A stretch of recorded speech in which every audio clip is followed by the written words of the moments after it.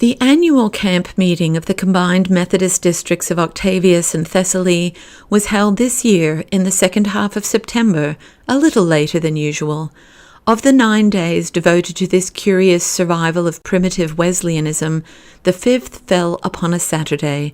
On the noon of that day, the Reverend Theron Ware escaped for some hours from the burden of work and incessant observation which he shared with 20 other preachers, and walked alone in the woods. The scene upon which he turned his back was one worth looking at. A spacious, irregularly defined clearing in the forest lay level as a tennis court, under the soft haze of autumn sunlight. In the center was a large, roughly constructed frame building, untouched by paint, but stained and weather-beaten with time. Behind it were some lines of horse sheds, and still farther on in that direction, where the trees began, the eye caught fragmentary glimpses of low roofs and the fronts of tiny cottages, withdrawn from full view among the saplings and underbrush. At the other side of the clearing, fully 80 tents were pitched, some grey and mended, others dazzlingly white in their newness. The more remote of these tents fell into an orderly arrangement of semicircular form, facing that part of the engirdling woods where the trees were largest and their canopy of overhanging foliage was lifted highest from the ground. Inside this half-ring of tents were many rounded rows of benches, which followed in narrowing lines the idea of an amphitheatre cut in two. In the center, just under the edge of the roof of boughs, rose a wooden pagoda, in form not unlike an open-air stand for musicians. In front of this, and leading from it on the level of its floor, there projected a platform, railed round with aggressively rustic woodwork. The nearest benches came close about this platform. At the hour when Theron started away, there were few enough signs of life about this encampment. The 400 or 500 people who were in constant residence were eating their dinners in the big boarding house, or the cottages, or the tents. It was not the time of day for strangers.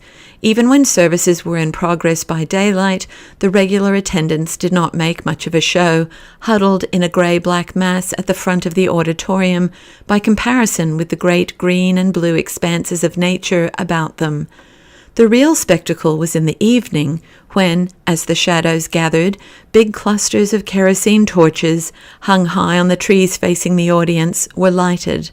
The falling darkness magnified the glow of the lights and the size and importance of what they illumined.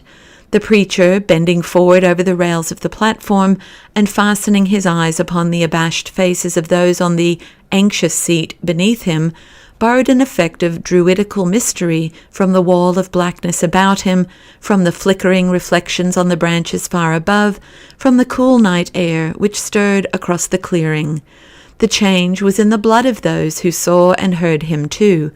The decorum and half-heartedness of their devotions by day deepened under the glare of the torches into a fervent enthusiasm even before the services began, and if there was in the rustic pulpit a man whose prayers or exhortations could stir their pulses, they sang and groaned and bellowed out their praises with an almost barbarous license, such as befitted the wilderness. But in the evening not all were worshippers. For a dozen miles round on the countryside, young farm workers and their girls regarded the camp meeting as perhaps the chief event of the year, no more to be missed than the county fair or the circus, and offering from many points of view more opportunities for genuine enjoyment than either. Their behavior when they came was pretty bad, not the less so because all the rules established by the presiding elders for the regulation of strangers took it for granted that they would act as viciously as they knew how. These sightseers sometimes ventured to occupy the back benches where the light was dim.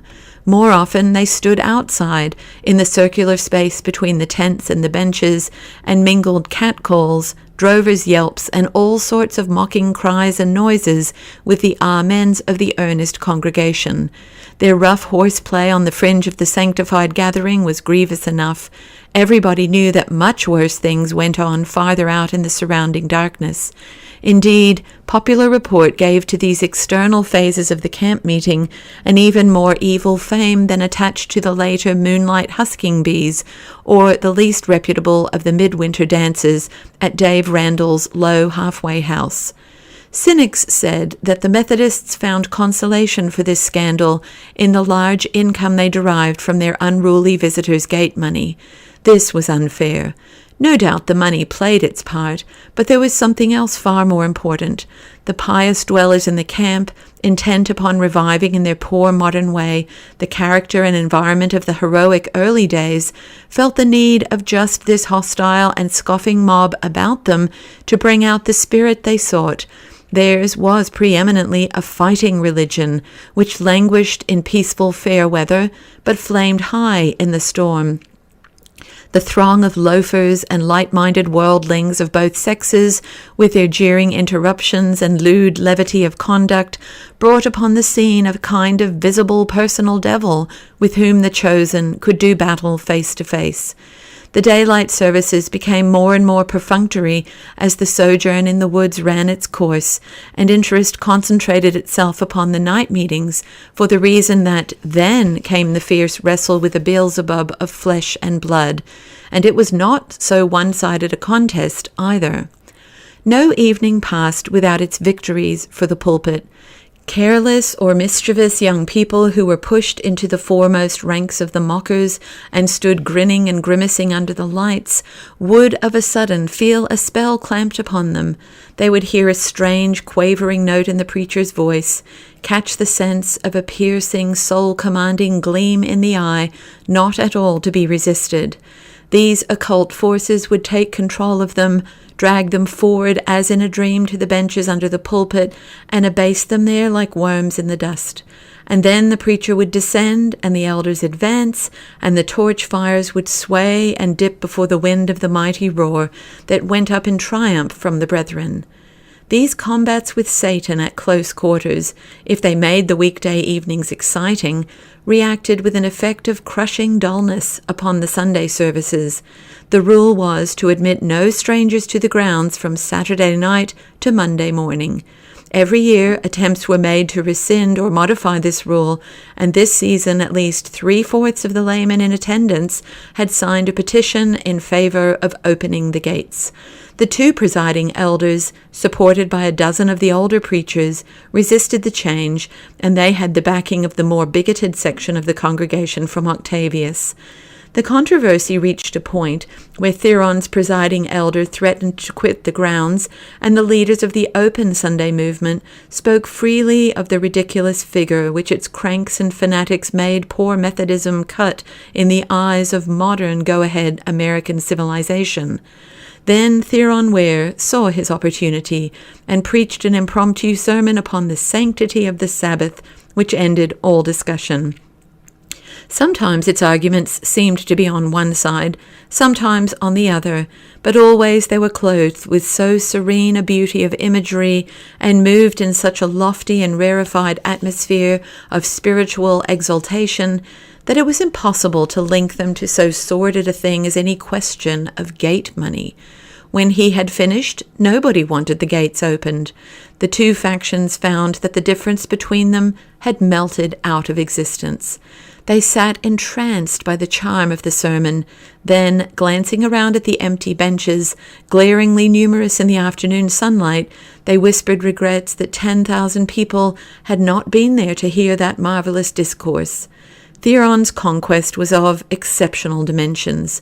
The majority, whose project he had defeated, were strangers who appreciated and admired his effort most. His own flock, who led the minority, though less susceptible to the influence of graceful diction and delicately balanced rhetoric, were proud of the distinction he had reflected upon them and delighted with him for having won their fight. The presiding elders wrung his hand with a significant grip. The extremists of his own charge beamed friendship upon him for the first time. He was the veritable hero of the week. The prestige of this achievement made it the easier for Theron to get away by himself next day and walk in the woods. A man of such power had a right to solitude. The few who noted his departure from the camp remembered with pleasure that he was to preach again on the morrow. He was going to commune with God in the depths of the forest, that the message next day might be clearer and more luminous still. Theron strolled for a little, with an air of aimlessness, until he was well outside the more or less frequented neighborhood of the camp. Then he looked at the sun and the lay of the land with that informing scrutiny of which the farm-bred boy never loses the trick, turned and strode at a rattling pace down the hillside.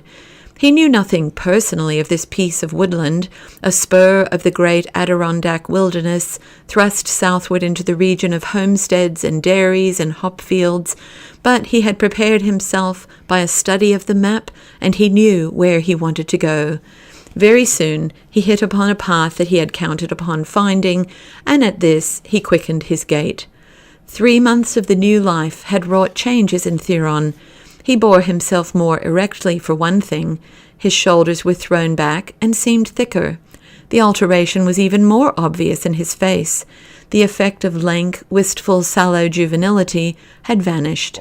It was the countenance of a mature, well-fed and confident man, firmer and more rounded in its outlines, and with a glow of health on its whole surface. Under the chin were the suggestions of fullness which bespeak an easy mind. His clothes were new, the frock coat fitted him, and the thin, dark-colored autumn overcoat, with its silk lining exposed at the breast, gave a masculine bulk and shape to his figure. He wore a shining, tall hat, and in haste though he was, took pains not to knock it against low-hanging branches. All had gone well, more than well, with him. The second quarterly conference had passed without a ripple. Both the attendance and the collections at his church were larger than ever before, and the tone of the congregation toward him was altered distinctly for the better. As for himself, he viewed with astonished delight the progress he had made in his own estimation. He had taken Sister Soulsby's advice, and the results were already wonderful. He had put aside, once and for all, the 1,000 foolish trifles and childish perplexities which formerly had racked his brain and worried him out of sleep and strength. He borrowed all sorts of books boldly now from the Octavius Public Library, and could swim with a calm mastery and enjoyment upon the deep waters into which Draper and Lecky and Lang and the rest had hurled him. He dallied pleasurably, a little languorously, with a dozen aspects of the case against revealed religion, ranging from the mild heterodoxy of Andover's qualms to the rude Ingersoll's rollicking negation of God himself, as a woman of coquetry might play with as many would-be lovers.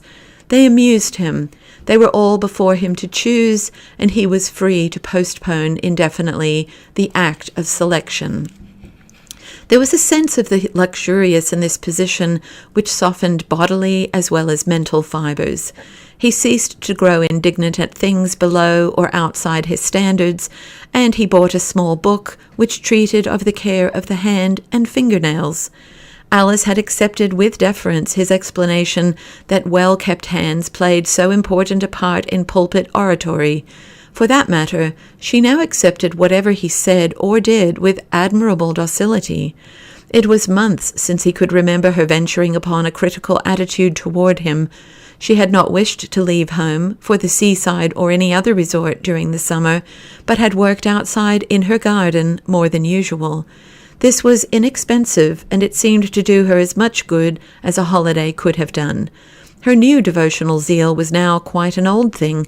It had not slackened at all from the revival pitch. At the outset, she had tried several times to talk with her husband upon this subject.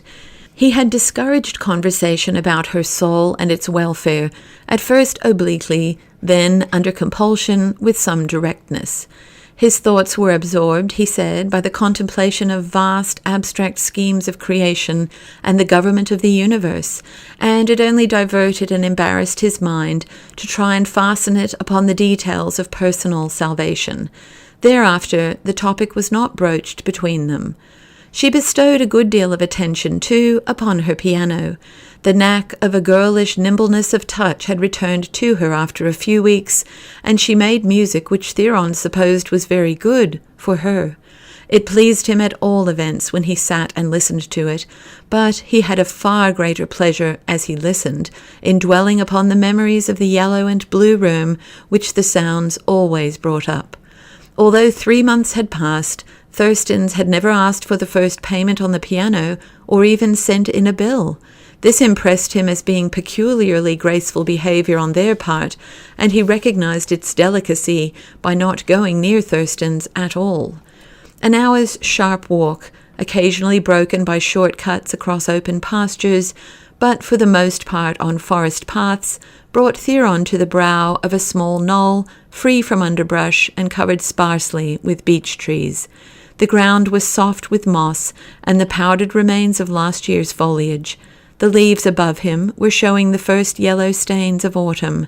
A sweet smell of ripening nuts was thick upon the air, and busy rustlings and chirpings through the stillness told how the chipmunks and squirrels were attending to their harvest.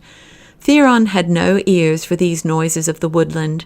He had halted, and was searching through the little vistas offered between the stout grey trunks of the beeches for some sign of a more sophisticated sort.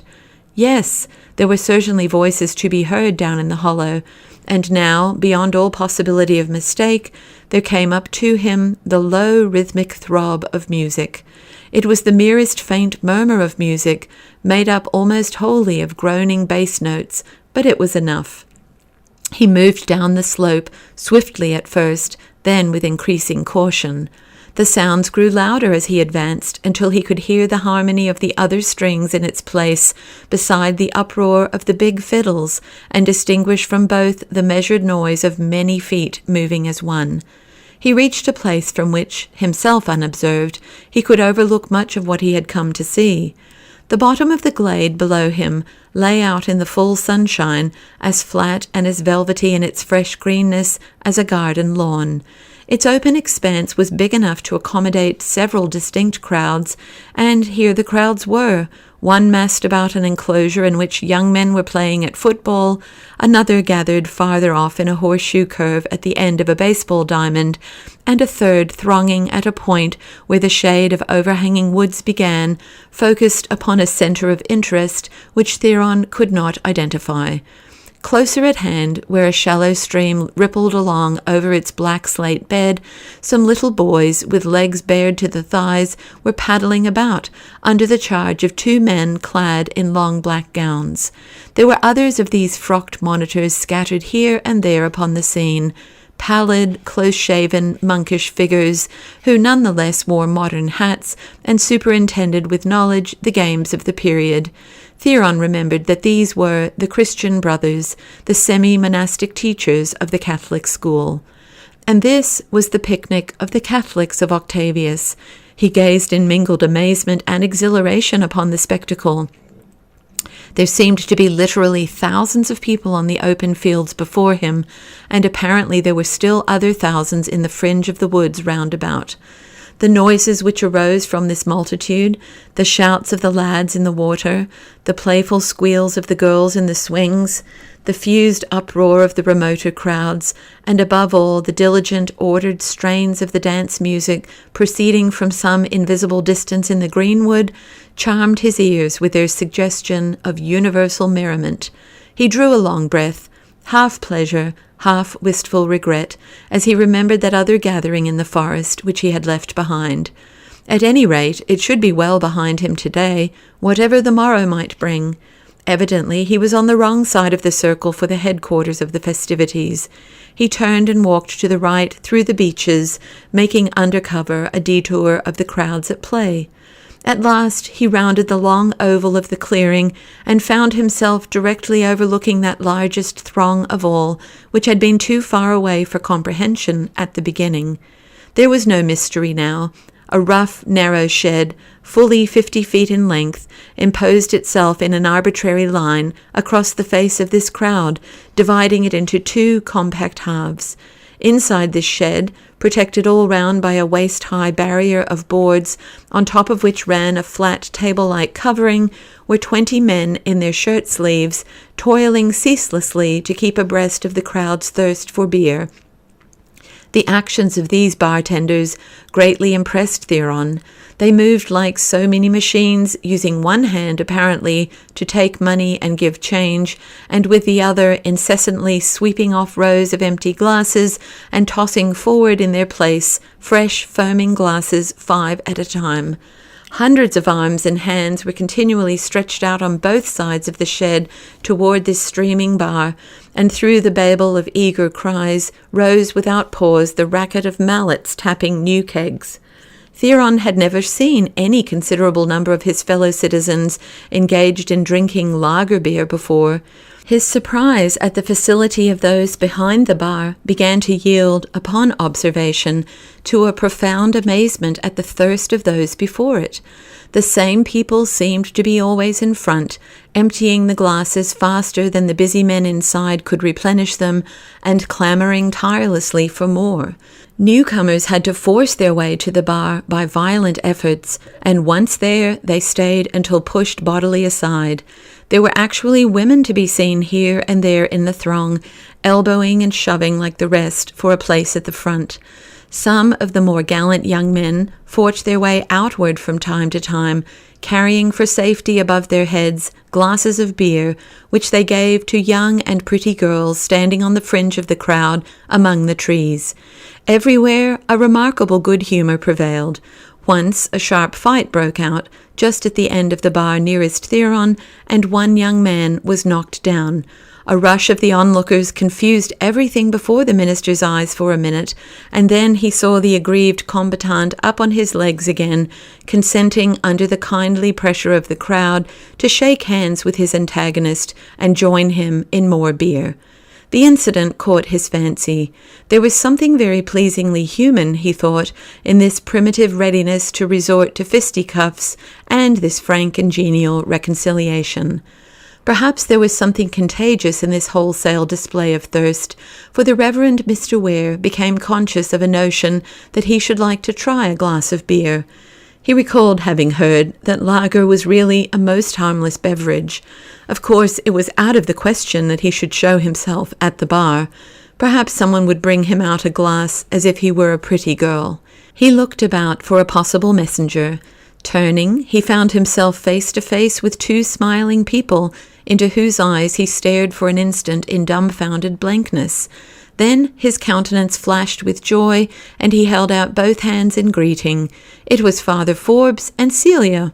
"We stole down upon you unawares," said the priest in his cheeriest manner. He wore a brown straw hat and loose clothes hardly at all clerical in form, and had Miss Madden's arm drawn lightly within his own. "We could barely believe our eyes, that it could be you whom we saw, here among the sinners." "I am in love with your sinners," responded Theron, as he shook hands with Celia, and trusted himself to look fully into her eyes. "I've had 5 days of the saints over in another part of the woods, and they've bored the head off me."